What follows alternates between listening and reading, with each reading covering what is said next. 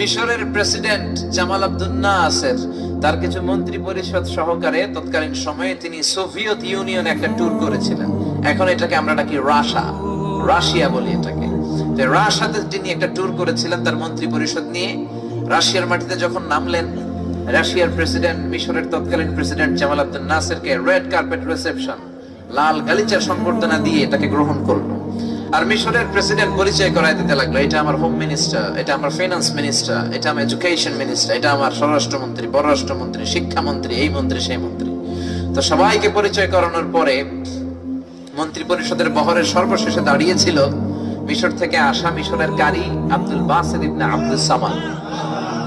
তো সব মন্ত্রীরা সুটেড বুটেড প্যান্ট শার্ট আর টাই পরা, কিন্তু কারি সাহেব জুব্বা পরা। কি পরা? তো রাশিয়ার প্রেসিডেন্ট বললেন, চিনলাম এগুলো আপনার এত এত মন্ত্রী, তো এই যে পিছনে দাঁড়ায় আছে এই লোকটা আবার কোন মন্ত্রী? তো মিশরের প্রেসিডেন্ট বলে, এটা মন্ত্রী না, এটা আমাদের কারি। রাশিয়ার প্রেসিডেন্ট বলে, কারি আবার কি? কারি তো তারা বুঝে না। তো তিনি বুঝায় বলেন, he is the reciter of our holy and sacred book Quran. তিনি হচ্ছেন আমাদের ধর্মীয় গ্রন্থের আবৃত্তিকারক। আমাদের ধর্মীয় গ্রন্থ যিনি আবৃত্তি করে শোনান তাকে আমরা বলি কারি। তাই নাকি? তিনি আপনাদের ধর্মীয় গ্রন্থ আবৃত্তি করে? কোথায় করে? আমাদের বড় বড় রাষ্ট্রীয় প্রোগ্রামে তার তেলাওয়াতের মাধ্যমে, আবৃত্তির মাধ্যমে অনুষ্ঠান উদ্বোধন হয়। রাশিয়ার প্রেসিডেন্ট বলল, তাই? আজ রাতেও তো আমাদের রাশিয়াতে একটা রাষ্ট্রীয় প্রোগ্রাম আছে, তবে আমাদের প্রোগ্রামটা হবে বেলি ড্যান্স দিয়ে। বেলি ড্যান্স চিনেন? রূপবানে নাচে, ওই যে সব মুখস্থ বলা বানাবে, রূপবানে নাচে কোমর দুলাইয়া। তো বেলি ড্যান্স আছে আজকে রাতে। আমরা হুইস্কি খাবো, রেড ওয়াইন খাবো, অ্যালকোহল মদ খাবো আর নাচ দেখবো। তো ঠিক আছে, আপনি যখন আপনাদের আবৃত্তিকারক নিয়ে আসছেন তার সম্মানে আমি বেলি ড্যান্সকে বন্ধ করে দিলাম।